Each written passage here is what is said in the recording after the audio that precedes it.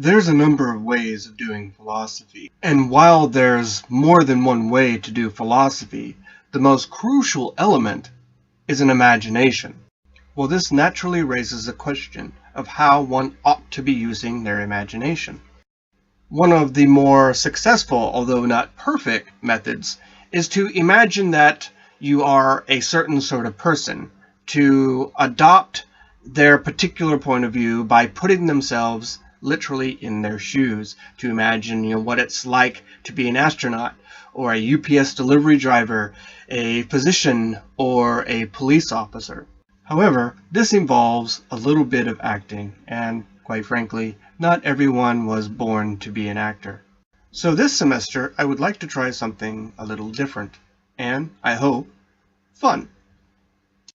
In this regard, what I would like to do is a series of thought experiments. To make sure that there's some amount of consistency, there's going to be a common theme throughout all of the thought experiments. In the original draft of this idea, I thought about using Bill and Ted's Excellent Adventure. However, while I think the core idea is great, it turns out, so I've been told, that no one knows who Bill and Ted is anymore, so I should use a different example. Even so, here's the premise to the movie.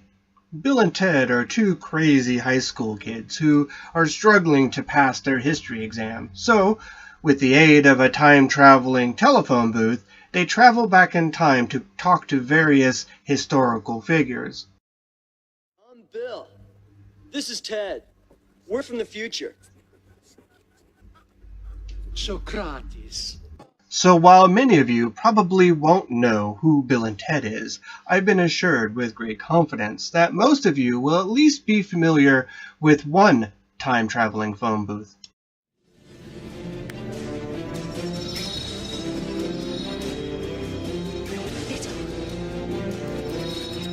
It's called the TARDIS. It can travel anywhere in time and space.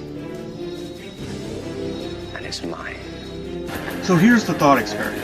I want you to imagine that Doctor Who has arrived in your living room in his time-traveling telephone booth, also known as TARDIS. So I want you to imagine that Doctor Who has invited you to travel into the past, to speak with important historical figures, to interview them, to see what their particular points of view are. The points of view of Thales, Socrates, Plato, Aristotle, Epicurus, and other important notable figures in the history of philosophy.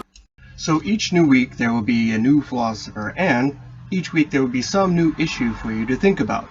I hope this way of doing philosophy is both fun, interesting, and importantly, informative. Take care.